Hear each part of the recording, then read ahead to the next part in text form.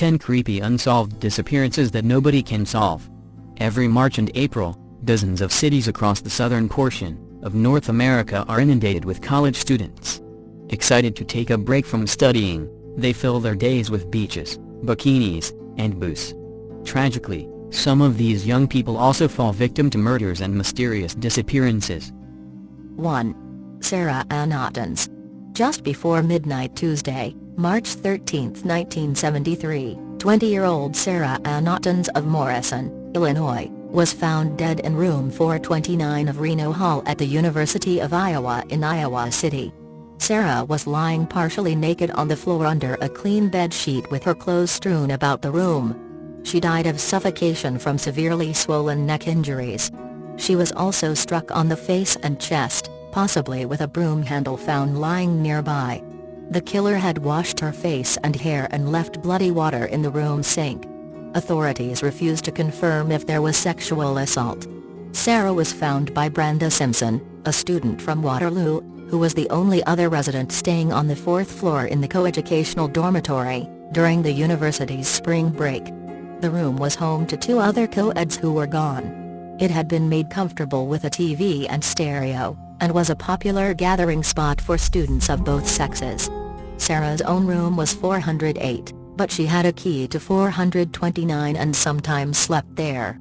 Sara gave up a trip with friends to Florida for spring break, to earn extra money waitressing in the cafeteria of the University Hospital School, a rehabilitative center for handicapped children where she worked part-time. She planned to visit her family in Illinois later in the week.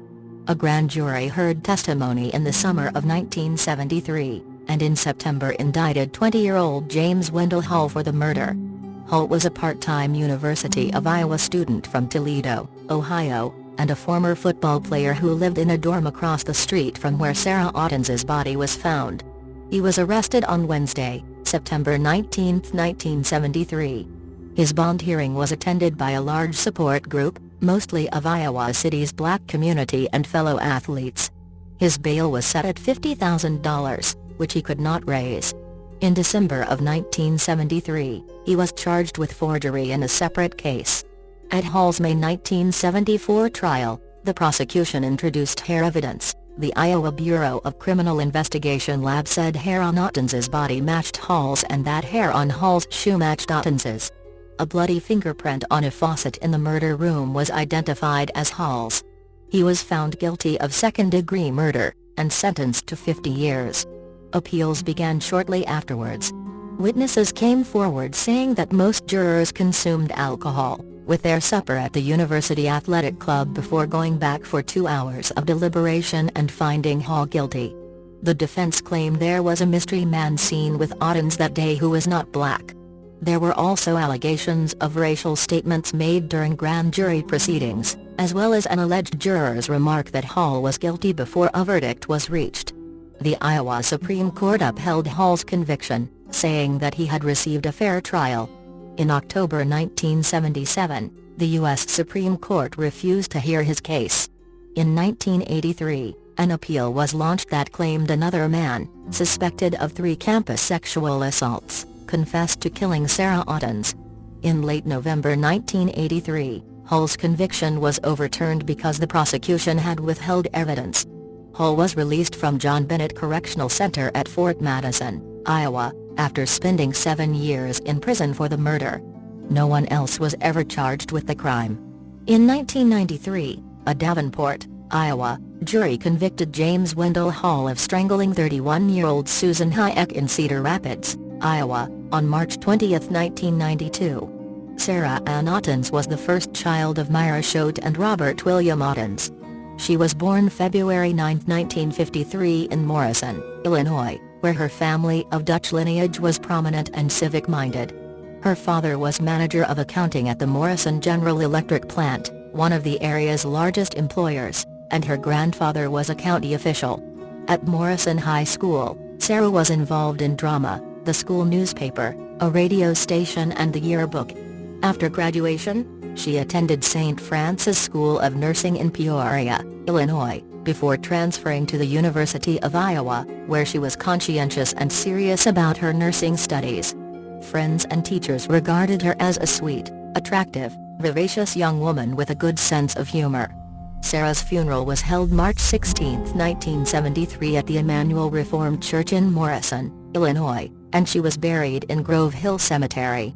In addition to her parents and paternal grandparents, Harriet ten Boer and William Ottens, she was survived by siblings Sandy, 13, Scott, 9, and twins Susan and Sam, 18.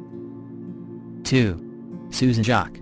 A year ago today, 10 high school students from Trumbull, Connecticut, arrived in Fort Lauderdale, primed to play and party. 2 weeks later, their spring break had become a tragic memory. 9 of the youths said to return home without the 10th, Susan Jacques. The last thing anyone is certain of is that Jacques left her beachfront motel room alone in the middle of the night. 3 days later, on April 29, 1986, the 18-year-old's body was found about 35 miles away, floating in a canal west of Delray Beach. Little has been learned about her death, despite efforts by homicide detectives with the Fort Lauderdale Police Department, and the Palm Beach Sheriff's Office, a private eye and a psychic. The mysterious case is compounded by an inconclusive autopsy, no known witnesses and no apparent motive. There hasn't been a lead to pursue for months now, said Phil Mundy, the Fort Lauderdale homicide detective assigned to the case. All the neat stuff detectives do. Fingerprint checks, crime scene evidence, we've done all that. He said. There's nothing left. The case is dormant but, like all unsolved homicides, remains open. Meanwhile, quietly and somberly, Jacques' family and friends continue to try to cope with the absence of the bright, college-bound girl. I think people can understand what we are going through without going into our personal emotions. Said her mother, Louise Jacques. It's something you live with daily and we do the best we can. To minimize their grief, Jacques and her husband, Warren, a tree surgeon in Trumbull, have stopped calling police here to inquire about the case. Last summer, Jacques' graduating class planted a tree in front of their high school in her memory. Their slain classmate had been accepted at the University of Hartford. Jacques' best friend, Cara Buckley, the last known person to see Jacques alive, has gone on to the University of Rhode Island. She was always happy. I know that's what people always say about someone who isn't around anymore. But that's how she really was. Buckley said. Even if something happened to get her down, it wouldn't last. The case's baffling elements begin with Jacques parting words to Buckley at 3:30 a.m. last April 26.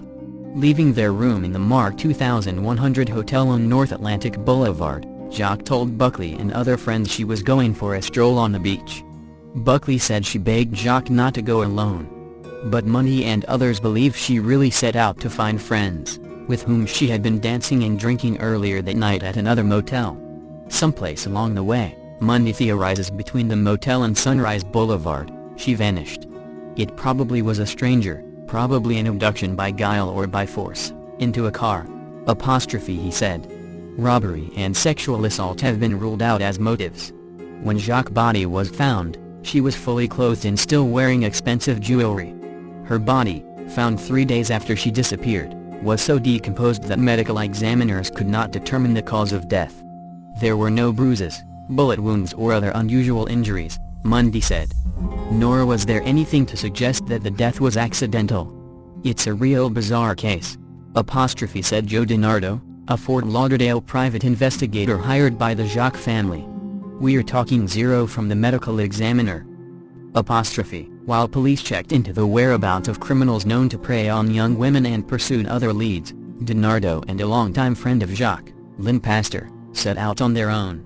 I hit every hotel, every bar on A1A, every side street, from the Marriott up to Commercial Boulevard. DiNardo said. DiNardo said he came up with the names of several men, who had checked out of hotels earlier than expected and had returned to their homes in other states.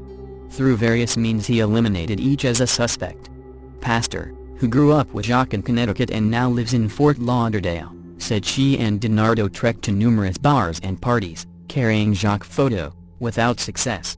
About the best chance of breaking the case, one of only 5 unsolved homicides in Fort Lauderdale last year, is if Jacques' assailant is jailed in an unrelated case and boasts of killing her to another inmate, police said. Mundy, a veteran police officer, remains particularly frustrated over the Jacques case because it isn't a typical whodunit, an unsolved murder for which police have several clues, suspects and possible motives. It is difficult, too, to deal with the family when you have so little to tell them, Mundy said. It's hard to explain to a family why their daughter is dead, said Mundy, who has a daughter just 1 year older than Susan Jacques.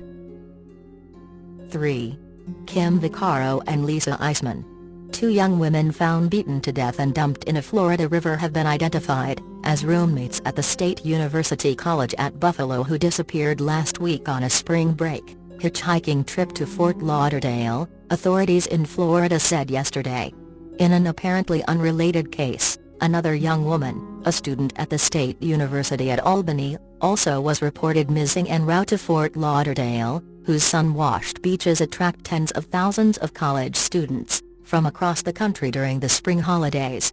The dead women, found last Tuesday in the Hillsborough River near Tampa, were identified by the Hillsborough County Medical Examiner's Office in Tampa as Lisa Eisman, 20 years old, of Fairport, NY, near Rochester, and Kim Vaccaro, 20, of LaGrange, NY, near Poughkeepsie.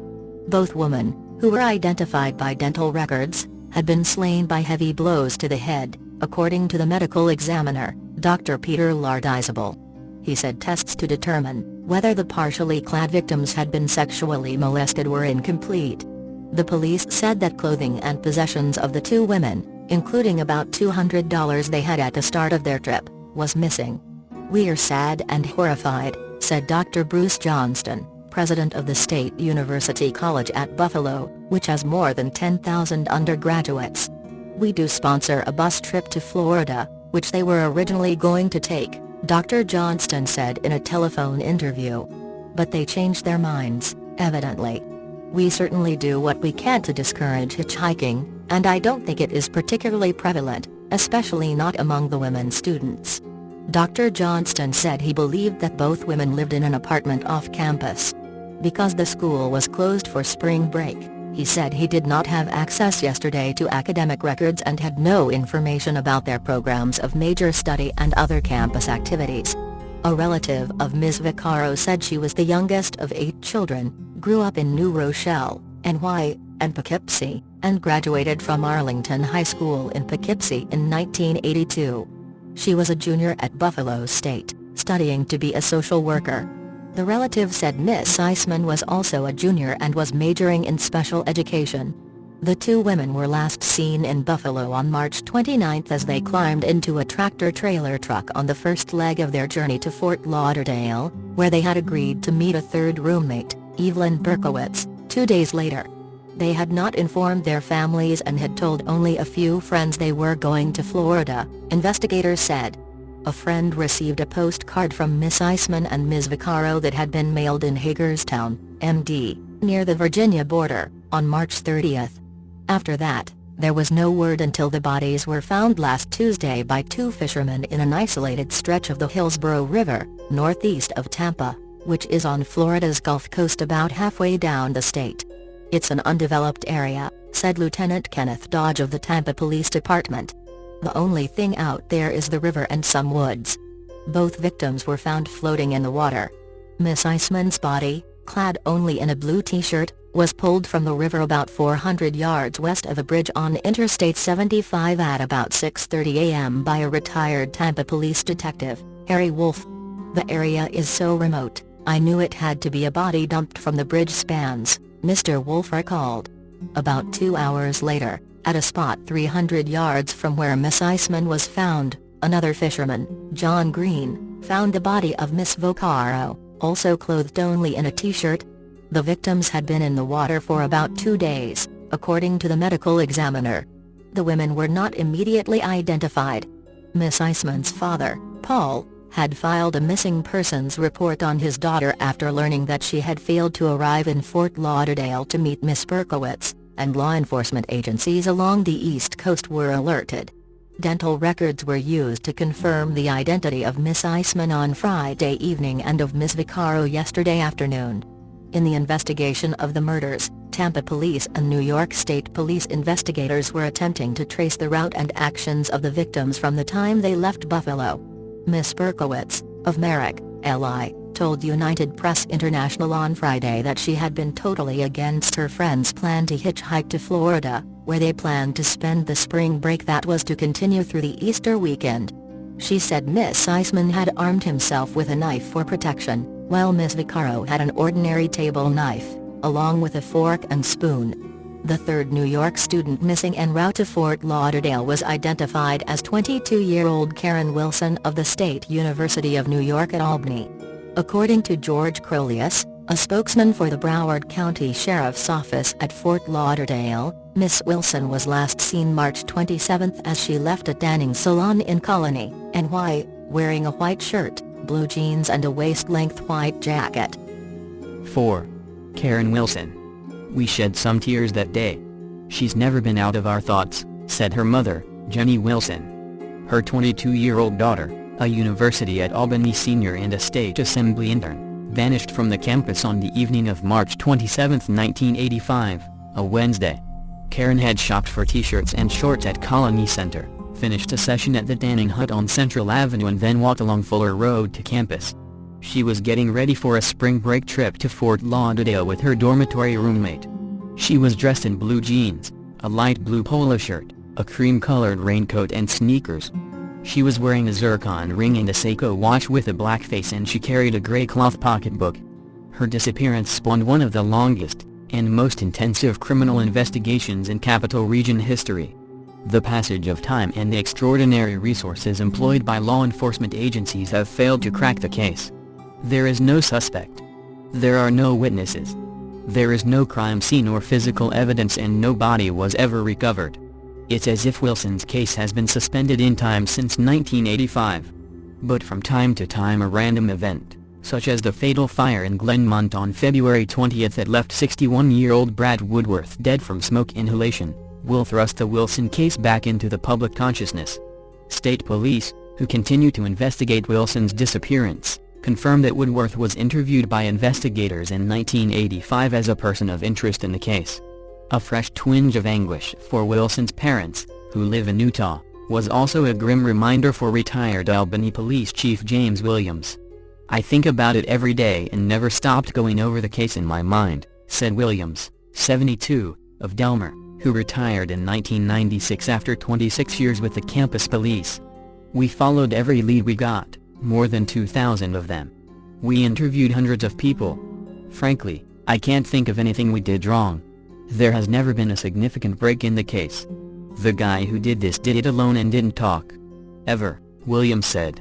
He didn't get drunk and brag in a bar. We never had a strong suspect in 28 years, and we still don't.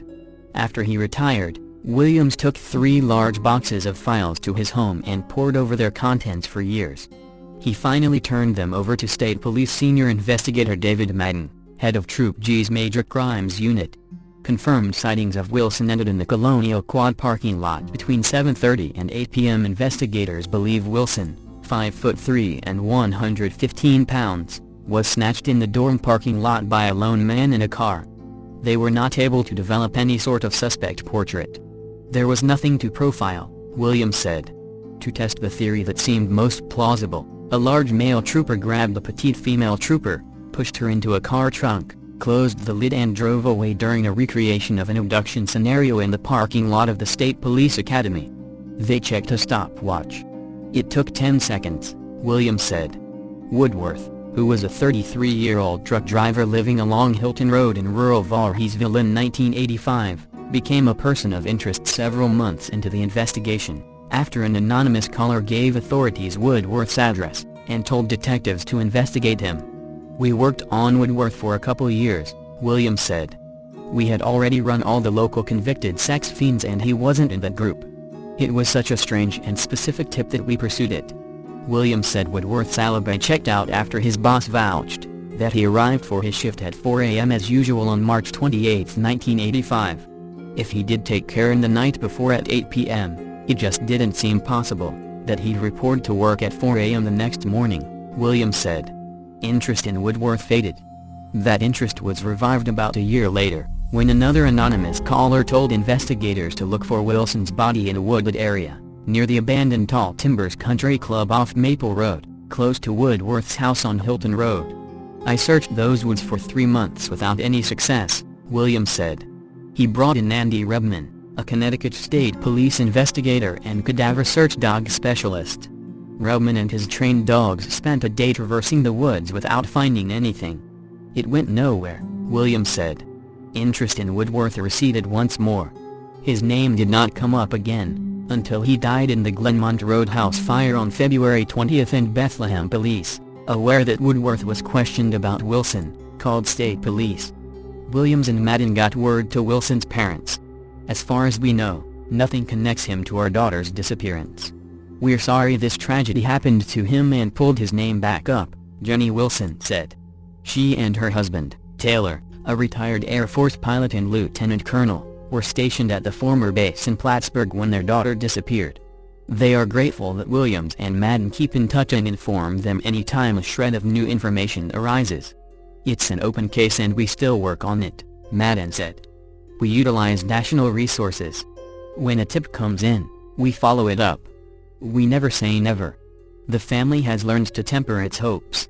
"Each time something like this, Woodworth's death, comes up, it goes away and nothing changes," Jenny Wilson said.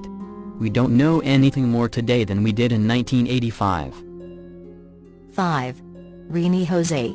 A local man's spring break disappearance has left many heartbroken, but hopeful for his safe return. Family and friends of Rini Jose, the missing 21-year-old Albany native, gathered Sunday at Academy Park to raise awareness and support for the search. The walk for Rini was led by his family from the park to St. Peter's Episcopal Church, where a candlelight vigil was held. 8 weeks since his disappearance, this was the third local event held to raise awareness of their situation. Hundreds attended in support of the family. "The events have helped to keep Rini's story alive," said Rini Jose, Rini's older sister and only sibling. Jose was last seen on March 3 in Panama City Beach, Florida while on a spring break getaway with 22 classmates from Rice University in Texas, where Jose was studying to be a mechanical engineer. Originally from Albany, Jose is a Shaker High School graduate. He has not been seen or heard from since he left the beach house at 6:30 p.m. on the evening of his disappearance. Jose is a 5 foot, 10 inch, 185-pound Indian male with short, black hair and dark brown eyes. "He's a very smart, kind-hearted overall good person," his sister said. "He's always the one who's cracking jokes and the life of the party." As his would-be graduation date quickly approaches, local efforts are being made to locate Jose. "Rini deserves the chance to walk across that stage on May 17, his sister said. To date, the circumstances of his disappearance and his whereabouts remain a complete mystery. His clothes and personal items were found in a garbage can near the house.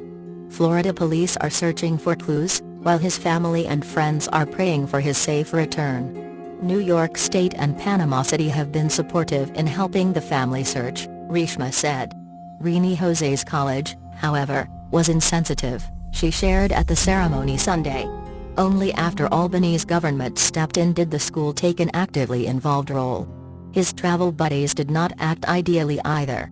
None of his friends, with certainty, claimed to have seen him leave the house the night he went missing, Rini Jose said. Adding to the ambiguous nature of the situation, many of Rini Jose's friends left town within 24 hours of his disappearance, and authorities conducted interviews via phone. Rini Jose posed a question on behalf of the family. If the students rented a beach house for an entire week, why did they leave so hastily? She asked. His companions did not try to aid in the search effort. But local support is keeping his loved ones optimistic. Rini is a very bright kid, he is very studious, said Shaker Bazwa, who has known the family for about a decade. His only goal was to go to college, which he did, and unfortunately nobody knows what happened. Jose had a 4.0 grade point average at Rice University prior to his disappearance. As president of the Tri-City Indian Association, Bazwa has been helping the family in their efforts. Unsatisfied with the results so far, it's very surprising, they don't know anything other than he's missing, he said. That's the only thing they know. A lack of evidence and very few leads leave the case at a standstill, but the family is not losing hope. At this point in time, we are pleading for assistance from the federal government in the search for Rini, Jose said. Hundreds of petitions to New York Senator Charles Schumer and U.S. Attorney General Eric Holder were signed at the event Sunday, to be added to the thousands already collected. The family will be mailing them out shortly.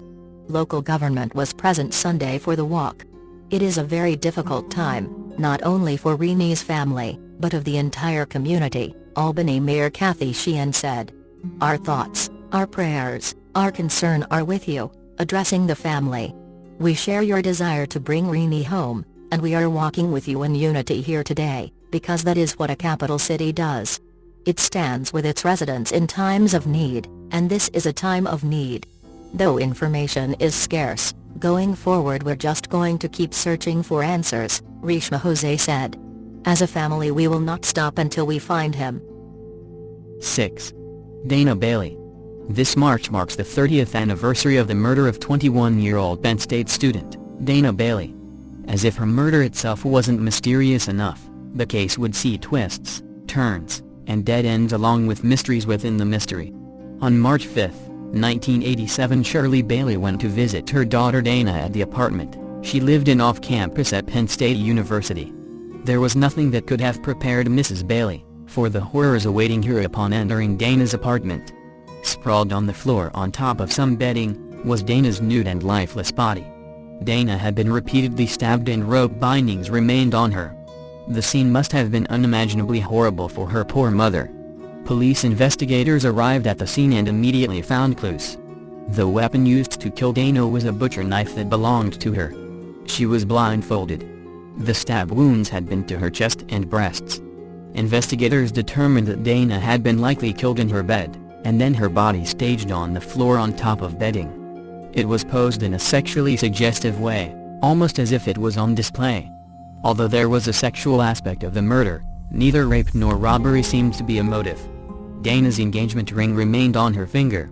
The detectives turned their attention to the likely point of entry, the window. They believed that her murderer stood on something enabling him to reach up to Dana's elevated window, and simply opened it and climbed in, surprising Dana as she slept. Next, the detectives took notice of the way her body was displayed, and noticed that her body was in perfect view of a rooftop location across the alleyway. It seemed possible that the killer displayed Dana's body, and then admired his handiwork from across the way. Additionally, there was an abandoned apartment undergoing renovations across the alleyway in which the killer may have stalked Dana from before or after the crime. There were no strong persons of interest, and the seeming lack of a motive set off a wave of fear around the Penn State grounds. Police went back to the day before her body was found, March 4, to look for answers. Dana, who worked part-time as a waitress, had visited her fiancé in another town that day, and was too tired to work, so she wound up calling out from the restaurant, where she was due in at 5:30 p.m. She instead decided to go to a local fitness center for an hour or so, and then returned home to her apartment where she was last seen by her roommate. Her roommate left to go visit family. At about 8:30 p.m., Dana spoke with her fiancé by phone for about 30 minutes and then presumably went to bed. Sometime that night or early the next morning, her killer entered her apartment. The coroner established the time of death as being between late the night of March 4 and early morning March 5. Detectives looked at Dana's friends, family and fiancé early on and ruled them all out as being involved in the murder. With no solid suspects and no clear mo, the case threatened to go cold, and that's exactly what happened. In March of 1989, at around the 2-year anniversary of Dana's death, Dana's father received an anonymous letter signed, "Concerned Officers." The letter accused a police officer, who I will not name, of being responsible for Dana's murder. The officer cooperated with detectives, and an investigation by the Attorney General's office revealed that the officer was not involved in the crime. Then, in late 2003, police received an anonymous letter offering information about the case. There were 2 persons named in the letter, but there was not enough information contained to bring the case to any kind of end. Along the way, there have been various suspects and persons of interest, but none strong enough to be arrested. One promising person of interest who was turned in by a tipster was a HVAC mechanic who had access to rooftops like the one across from Dana's apartment that the killer may have stalked her from. Like the other leads, this also went nowhere. Over the past decade, I had the pleasure of corresponding about Dana's case with Detective Ralph Ralston of the State College Police Department. Though not the original detective investigating her case, he was the first cold case detective to work on her case years later. Ralston never seemed to shy away from checking out any lead that came in regarding the case. Now retired from the State College PD, Ralston has his own theories and suspects in the case, but can't share them due to the investigation being ongoing. One final note regarding Dana's case: the district attorney handling her case was Ray Gricker. Gricker himself would become part of a truly baffling mystery when he vanished in Pennsylvania in 2005. His car has been found, but no sign of Gricker himself has ever been found. In a couple days, 30 years will have passed since the senseless murder of Dana Bailey. The murder is still mentioned by students and faculty at Penn State. Her family wants and deserves closure. 7. Rachel Taylor. In the early 1940s, at least one murder, and more than a half-dozen assaults on women around and about the State College campus of Penn State had police running in circles, and co-eds reluctant to walk alone on campus. The Penn State mystery begins on March 29, 1940, when the body of 17-year-old Rachel Taylor, a home economics major at the university, was discovered near the campus by a school janitor. Her head was bashed in and her body was mutilated. Almost immediately, police were reminded of another open homicide that occurred about 130 miles away near Tunkhannock, outside Wilkes-Barre. In that case, the body of 19-year-old Margaret Martin was found nude and trussed in a burlap sack. She had been tortured in a similar manner. At the time, police blamed Margaret's murder on white slavers, who were forcing young women looking for honest work to become prostitutes in disorderly houses. In some cases the girls accepted the offer voluntarily, while in others the girls were subjected to threats and physical violence. The way Margaret was lured to a job interview was similar to how other girls reported being accosted by the pimps. When Rachel's body was found near State College, Margaret's murder had not been solved, and at first police believed the white slavery ring had simply moved west. Besides the mutilation, and the similarities in age between the victims, there was little to link the murders of Margaret and Rachel. A New Jersey resident who came to Pennsylvania as one of the 1,000 women on the 6,000 student PSU Central Campus, Rachel was known as a shy, studious girl who was pleasant, but who generally kept to herself. She had returned from Asbury Park to State College late on March 28, getting off the bus at 1:21 a.m., according to the driver. Rachel apparently encountered her killer while walking the half-mile from the bus stop to her dormitory. Her friends insisted that she must have known the person who killed her, because she was found 4 miles off her route, and was not the type of person to accept rides from strangers. The autopsy revealed that she had eaten shortly before she died, which strengthened the argument that she knew her killer. There were no restaurants open at that time near where she was dropped off and where she died. Rachel's wristwatch was stopped at 3:15 a.m., but it is unclear whether that was because it ran down or was damaged in the attack that killed her. In the days after Rachel's murder, police inspected more than 900 cars in and around the campus, looking for one that was blood-stained. They were unsuccessful. They then turned to the Penn State Intra-Fraternity Council, asking the heads of each fraternity on campus to report anyone who was absent without explanation from 1 a.m. until dawn on March 29. At the time, half of Penn State's 5,000 male students belonged to a fraternity. Police found a blood-stained handkerchief at the crime scene, as well as a man's footprints in the snow, but those leads never panned out. Eventually, authorities abandoned the theory that Rachel knew her killer when interviews with as many friends as they could find led nowhere. Of course, there's nothing definite on the theory that she had been forced into the car, but we've questioned all of her friends, including the boys she knew, and they didn't pick her up, Detective Wilbur F. Leitzel told the press. But we're certain an automobile was used by the slayer. Nearly a year passed with no progress in the investigation of Rachel Taylor's murder, when it appears the State College stalker struck again. This time, the victim survived.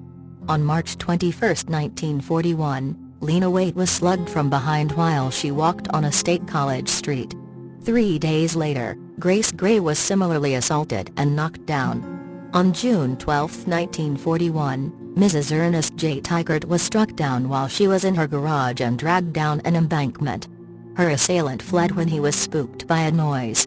A month later, 21-year-old Catherine Bryan got the first glimpse of the stalker, when she was assaulted on the streets of State College. The only description she could provide, however, was that he was clad in a shirt and dark trousers. The attacks appeared to move east after Catherine's assault, back toward Wilkes-Barre. On August 2, 1941, Emily Williams, a 28-year-old student at State Teachers College in Lock Haven, Pennsylvania, about 30 miles east of State College, suffered a fractured skull when she was struck from behind by an unidentified male attacker. She was walking home from the movies when the man came up behind her and hit her with a blunt object. The investigation turned up a pair of similar attacks in Lock Haven around the same time that the State College stalker was clubbing women there. A 17-year-old girl was hit from behind on June 23, 1941, and on June 16, 26-year-old Dorothy Orner suffered a like assault. As quickly as they began, the attacks stopped. Police surmise that the stalker either moved away or was drafted when World War II began. Regardless, neither Rachel's nor Margaret's killings were ever solved, and no one was ever charged with any of the assaults. As for the Wilkes-Barre white slavery ring, like so many other stories, news of the world at war blew that off the front pages forever. 8. Stacey Madison and Susan Smalley. My daughter still has not been found and I can't stop looking for her, she said. Madison just wants to know what happened to her oldest daughter, Stacey. As their classmates from Carrollton's Newman High School started spring break, Stacey and her friend, Susan Smalley, disappeared March 20, 1988. Volunteers passed out hundreds of flyers with the girls' pictures on them at shopping centers, but the two high school seniors seemingly vanished without a trace. With no credible leads and a stalled investigation, their story soon faded from the headlines. I think this case has languished for too long, said Sean Sutherland. Almost 22 years after Stacey and Susan disappeared, Sutherland has revived their case. As a 1982 graduate of the same high school, he was drawn to their story. Sutherland briefly met Susan before she disappeared, when she worked as a hostess at the Steak and Ale restaurant in Madison. Over the last 7 months, Sutherland, who is a paralegal, has spent his own time and money conducting an independent investigation that he recently self-published in a book titled This Night Wounds Time: The Mysterious Disappearances of Stacey Madison and Susan Smalley. In the book, the original Carrollton police detectives working the case, who have since left the department, admit Stacey's boyfriend was never entirely cleared in the case. As far as they know, his family and friends were never pressed and they should be, Sutherland said. Her boyfriend, who is not mentioned by name, confessed to his new girlfriend that he killed the two girls and then immediately recanted. Investigators stopped pursuing him after he passed a polygraph. Madison thinks Carrollton police did the best they could with the knowledge they had in 1988. But she isn't convinced her daughter's former boyfriend had nothing to do with the disappearance until he's finally cleared. Maybe he did exactly what he told that girl he did do, that he hit them both over the back of the head and killed them. Then he buried their bodies and took the car back, she said. Madison doubts Stacey or Susan are still alive. Their disappearance remains one of the oldest unsolved cases in Carrollton. It's still classified as missing persons since there is no evidence of a homicide. Their missing poster still hangs inside the Carrollton Police Department. Sergeant Joel Payne said the case remains active, is assigned to an investigator and leads still trickle in. But detectives wouldn't reveal whether they're still following up with Stacey's former boyfriend or taking any other steps for investigative reasons. Payne and Madison hope Sutherland's book, which he is selling at cost, generates new leads in the unsolved mystery.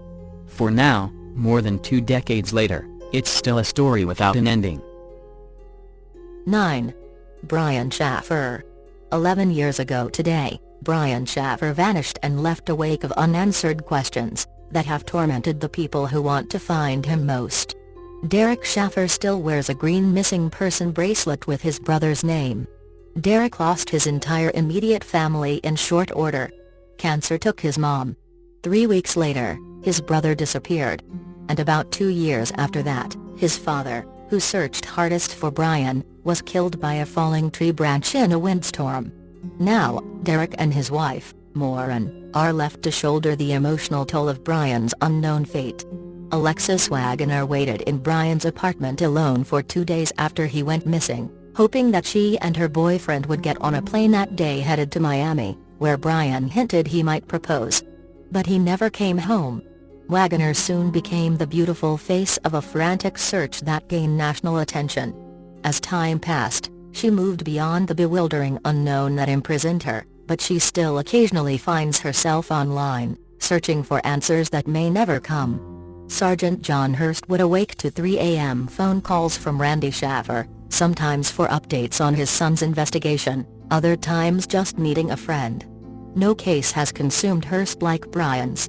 There were hundreds of interviews, thousands of hours watching video and countless dead ends. Even after switching police units and jobs, Hurst kept the case, remaining the lead investigator on a case still swirling in questions. Did someone murder the handsome 27-year-old Ohio State University medical student? Did the death of his mother and stress of medical school cause him to run away from his life? Did he kill himself? Is he still alive? Schaffer went missing after a night of drinking with friends on April 1, 2006. But those closest to him and the search for him often have been the ones lost in the mystery. Everybody has a theory, Hurst said. We have been able to answer a lot of questions and rule things out, but the ultimate mystery remains: what happened that night, and where is Brian? It was the beginning of spring break for Ohio State students on March 31, 2006. And Brian Schaffer wanted his family to celebrate the beginning of vacation with him and friends that Friday night. He invited his brother, Derek, and Derek's wife, Morin, to meet him at the Ugly Tuna Saloon after their date at the Funny Bone Comedy Club. But the show ran late, and the high school sweethearts decided they were too tired to visit a crowded campus bar on High Street, so they drove straight home. I've thought about that night over and over and over for 10 years, said Derek, now 34.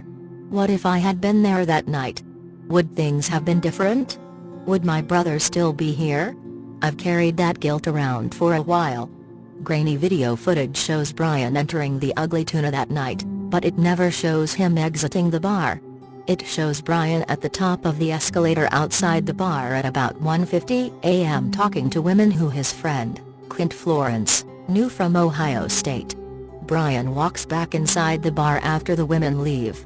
Florence later told police that he had seen Brian, after he returned inside the bar and said they were planning to leave. But he lost track of him. 2 nights later, Derek received a call from his dad saying Brian was missing. Derek used to believe there was a chance his brother might still be alive, but he never thought that Brian just ran off to escape his life. Florence initially cooperated with the investigation but then hired an attorney, and refused to take a polygraph test or talk further with police. He couldn't be reached for comment. If I saw him I'd say, "Where the hell is my brother?" Derek said. If anyone knows whether he is still alive, or if something happened to him, it's Clint. The brothers had never been closer than after their mom, Renee, lost her fight with cancer about 3 weeks before Brian went missing.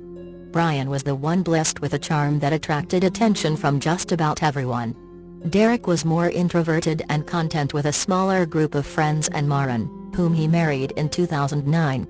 At first, Derek thought his brother was just sleeping off a long weekend at a friend's house. Or that he was playing some kind of practical joke.